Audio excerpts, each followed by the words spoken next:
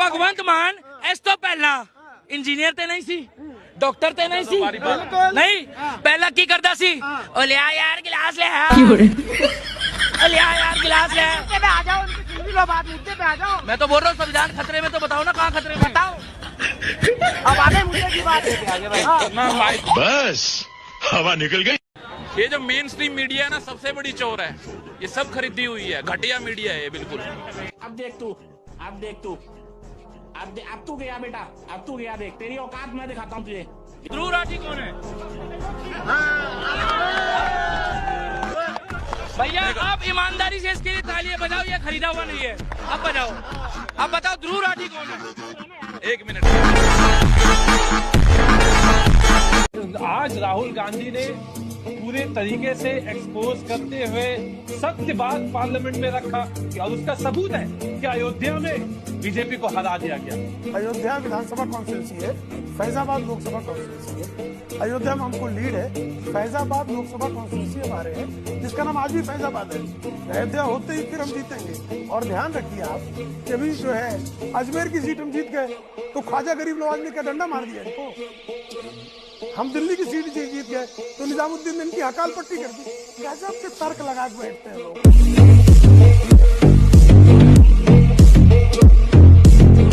एक पारसी पिता और क्रिश्चियन माँ का बेटा हिंदुओं को सदन में गाली देता है, और फिर जब एक हिंदू प्रधानमंत्री उसका उत्तर सदन में देता है तो ये पारसी पिता का ब्राह्मण बेटा सदन में बैठा बैठा हु करता है, लोगों को उकसाता है कि अरे ये प्रधानमंत्री तो हिंदुओं की बात कर रहा है, इसे बोलने से रोको, नीचे जाओ, हंगामा खड़ा कर दो। यहाँ तक कि राहुल विपक्ष के नेताओं को उकसाता दिखता है कि जाओ वेल में जाओ।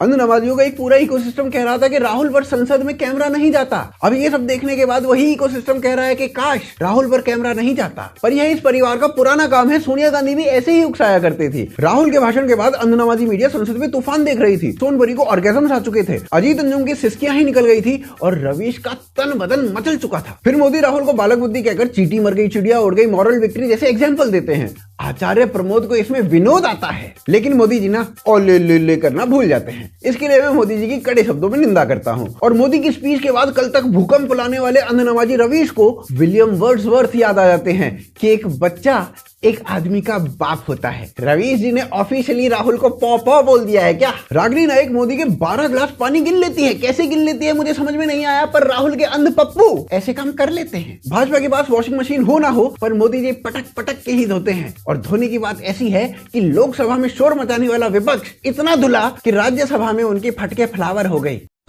आपने कहा था 5 तारीख के बाद 8,500 रुपया महीना खटाखट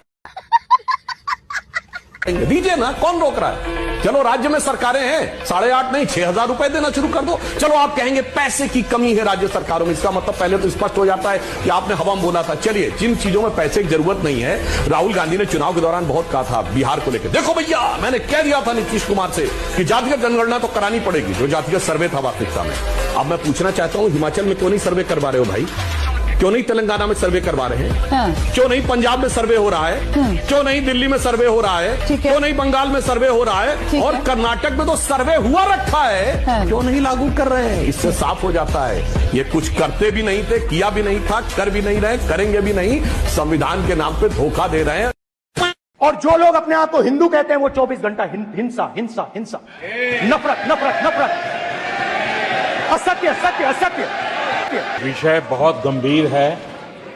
पूरे हिंदू समाज को हिंसक कहना ये गंभीर विषय है। हिंदू हिंसा नहीं फैला सकता, हिंदू नफरत नहीं फैला सकता, और बीजेपी 24 घंटा नफरत हिंसा नफरत हिंसा नफरत हिंसा। और जीसस क्राइस्ट ने कहा कि अगर आपको कोई थप्पड़ मारता है तो दूसरा गाल दिखा दो। मतलब इस्लाम में भी कहा गया है कि डरना नहीं है। और जब इस्लाम में दुआ मांगी जाती है तो दोनों हाथ से, दाएं हाथ से अभय मुद्रा दिखाई देता है। और शायद उन्होंने जस्टिफिकेशन देने की कोशिश की है कि कांग्रेस का जो सिंबल है वो अभय मुद्रा जो इस्लाम में भी है। तो मैं इसका खंडन करता हूं, ऐसा कुछ भी नहीं है। इस्लाम में अभय मुद्रा का कोई जिक्र नहीं है, और जो हम दुआ मांगते हैं उसको अभय मुद्रा से जोड़ के देखना बिल्कुल गलत है। और राहुल गांधी जी को अपने इस बयान को दुरुस्त करना चाहिए। ये बोलता है कि हिंदू जितने हैं उनको सिर्फ हिंसा पसंद है। देखो, मैं मोदी जी की गारंटी नहीं लेता, बाकी की नहीं, मेरे को बहुत पसंद है। बहुत ज्यादा पसंद है, लेकिन वही है ना, करने का कभी मौका भी दीजिए, फिर बताएंगे हम कि हिंसा होती क्या है। सॉरी सॉरी सॉरी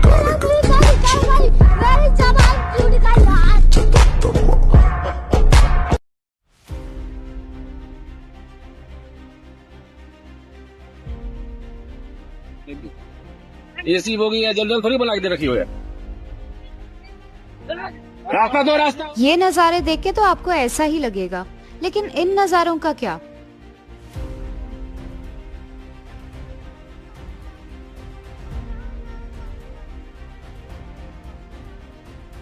हम रेलवेज और हाईवेज तो बना सकते हैं, तो क्या अब और पहाड़ भी बनाएं? बिल्कुल, सरकार को और इंफ्रास्ट्रक्चर बनाना चाहिए और अच्छे से चलाना भी चाहिए। लेकिन इन सब घटनाओं में एक वो स्टोरी है जिसके बारे में कोई बात नहीं कर रहा। वो है हमारी आबादी। जब तक भारत के लगभग सभी लोग इतने गरीब थे कि 2 वक्त की रोटी के आगे किसी के पास समय नहीं था, तब इंफ्रास्ट्रक्चर की और पहाड़ों में खूबसूरत नज़ारों की डिमांड कम थी। डिस्पोजेबल इनकम वाले लोग भी कम थे और बुकिंग से लेके कहीं जाने तक एक्सपीरियंस अच्छा नहीं था। आज एक तरह से भारत अपने ही कामयाबी का शिकार हो रहा है। लोगों के पास पहले से ज्यादा पैसा है और वो मजदूर जो 2 साल में 1 बार गांव जाता था, वो आज साल में 3 बार जाने का सोच सकता है।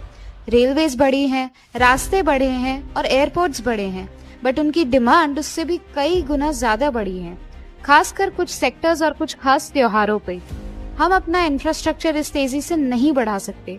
वैसे ही मॉनसून में एक झरने पे जहां 1000 लोग जाते थे, इंटरनेट की वजह से वो वायरल हो जाता है और अब वहां 40,000 लोग पहुंच जाते हैं। हमने टेक्नोलॉजी तो सब जगह पहुंचाई और लोगों की इनकम भी बढ़ गई, बट इसकी वजह से हमारे सिस्टम में इस कदर बॉटलनेक्स बन जाएंगे, ये हमारे प्लानर्स ने नहीं सोचा था। और शायद सोचते तो भी इंफ्रास्ट्रक्चर स्पीड से नहीं बना पाते। ये सुनकर आपको अच्छा नहीं लगा होगा, पर सच्चाई तो यही है कि हमारी आबादी बहुत ज्यादा है और उसमें से जैसे ही और लोग ज्यादा पैसे कमाने लगे, अवेलेबल रिसोर्सेज के लिए कंपटीशन और बढ़ेगा और इसके लिए हमें तैयार रहना होगा। आप लोगों में से कौन कौन गंगा नहा के आया हुआ है? काफी सारे। जो बुजुर्ग नहीं गए वो हमारी तीर्थ यात्रा का फायदा उठा के जरूर गंगा नहा के आए। और अगले 5 साल, ये चुनाव छोड़ के अगले चुनाव के पहले आप सबको यमुना भी नहलवा देंगे। मैं आपके साथ डुबकी लगाऊंगा यमुना में, तो यमुना को इतना साफ कर देंगे हम लोग। जमुना के अंदर जहाँ जमुना वहाँ तो पानी है ही नहीं, इतना खाली पड़ी है। नाले का पानी आता है? हाँ, बस ये यारा जो आ रहा और कुछ नहीं है। हाँ, वहाँ तो ऐसे नाले का पड़ा हुआ और कुछ नहीं है, सूखा पड़ा हुआ कम है और नाले में वहाँ पानी कम है। अरे पार्टी की लुटिया तो दुबई है। अरे मौसी, पार्टी अभी भी सांसें तो ले रही है। ध्रुव राठी, 1 मिनट ले। जर्मन शेफर्ड, जिसको दिक्कत हो रही है पूछ पाड़ ले।